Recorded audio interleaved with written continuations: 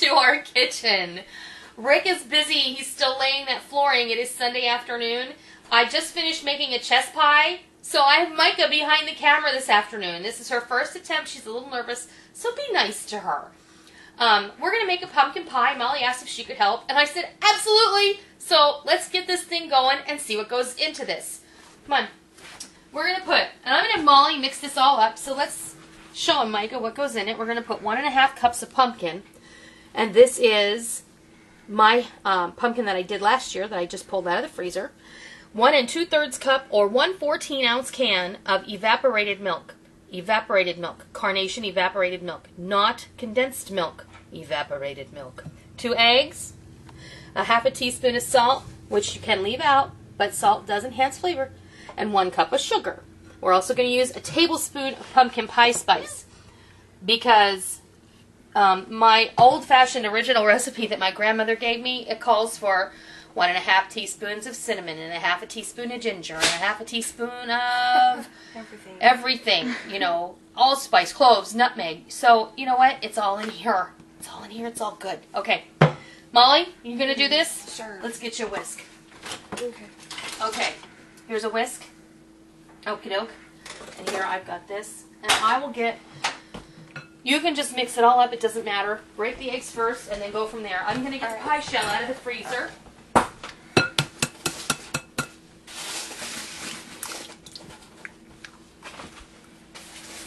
I guess I'm cracking the eggs first. Yeah, crack the eggs first.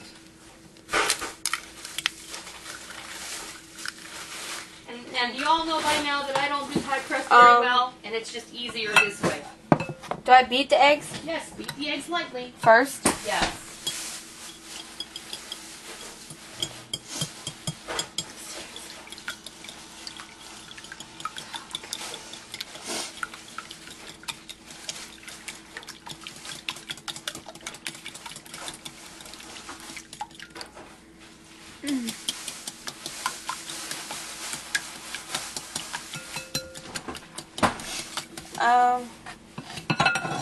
I'm gonna add the pumpkin now.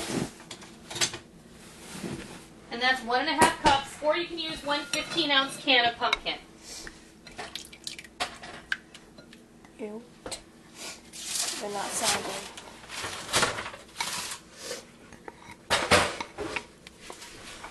I've had that pumpkin, last year when I roasted off a bunch of pumpkins, I had a hard time finding sugar pumpkins this year, so I didn't get a chance to do that. But last year I roasted off a whole bunch of sugar pumpkins, and then what I did is I measured them out, and I put 1.5 cup bags full of pumpkin in my freezer. So that made it easy. I threw it in a bowl of hot water, and I let it thaw out for about 15 minutes. I just stirred up the pumpkin and the eggs. Now I'm going to add the 1 cup of sugar into it. And stir that up.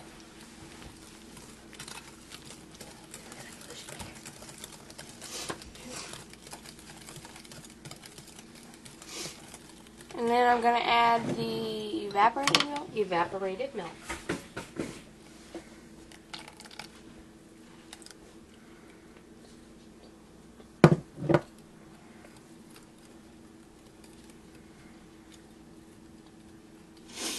And how much salt do I use? 1/2 teaspoon. You want me to get it for you? Yes, please. Okay. And this can go away because that's trash. And the 1/2 teaspoon of salt is completely optional, but I think that when you make something sweet, you should always add a little salt because it does bring out the sweet flavors. So 1/2 teaspoon of salt goes in. And many of you already know that I only use canning salt in my salt shaker, and then also fine sea salt. So, and then the only last ingredient, the most important, like it says. It smells fantastic, doesn't it? The pumpkin's the most important. The pumpkin's the most important? Go ahead, Mike. Get a shot of that.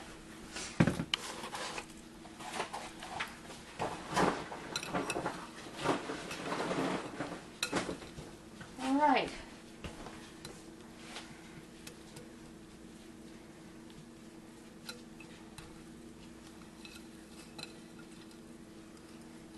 And this is definitely a very easy pie, not rocket science, easy to throw together.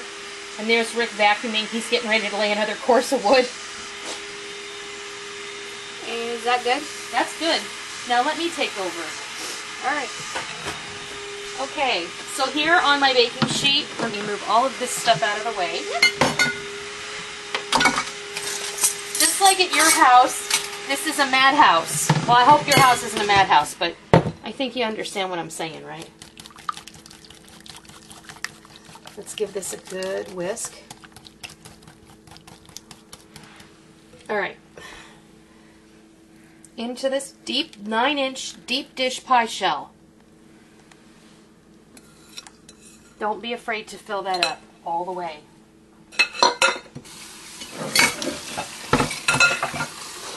Okay. We have our oven set at 350. And I promise you I got that information right this time. 350 degrees. And if you see in here, there may just be little chunks, but it's from the evaporated milk. You make sure that you shake up your can really well, and it's been whisked. It is perfectly fine. Sometimes that happens. Sometimes it does tend to settle. All right, so now the reason I want you to put your pie shell on the baking sheet first is so that when you go to carry it, you shouldn't have to pick this up and put it on a baking sheet. You're going to have enough trouble putting it in the oven. So we're going to carefully kind of make it so all you really have to do is pivot your hips, if you're able to put this in the oven. And like I said before with the chess pie, this is when you're going to find out if your oven is level. And mine is ever so slightly not level. So, there you go. That's going to bake. And we're going to come back. It's going to bake for 45 minutes. And then we're going to come back and we're going to check it. So, we'll be back when it's time to do that. Okay. Our timer has gone off. And you can see that I put a pie shield on here. And that is an option for you as well. You can see the pumpkin pie is still a little jiggly in the center. And that is just how you want it. That custard, as it cools, is going to set up nicely. Now, we'll take our pie shield off and we'll put that in the dishwasher. I'm going to let it sit here for just until it settles down. And until this puffiness goes away. And then I'm going to put it on the cooling rack and let it sit there for a couple hours. And then we'll come back and we'll cut you a slice of this pumpkin pie. It's this Thanksgiving. You like a little bit of everything, don't you? Pumpkin pie, chess pie, apple pie. You know, whatever you're going to have. We'll be back. There you have it. Pumpkin pie, and I topped it with some whipped cream for you. That was really, really easy. You don't have to use home roasted pumpkin. You can use the pumpkin out of the can and get a delicious result. Oh, thanks, Micah. I hope you try this, and I hope you enjoy it. And I'm Noreen. I'm Molly. And we'll see ya.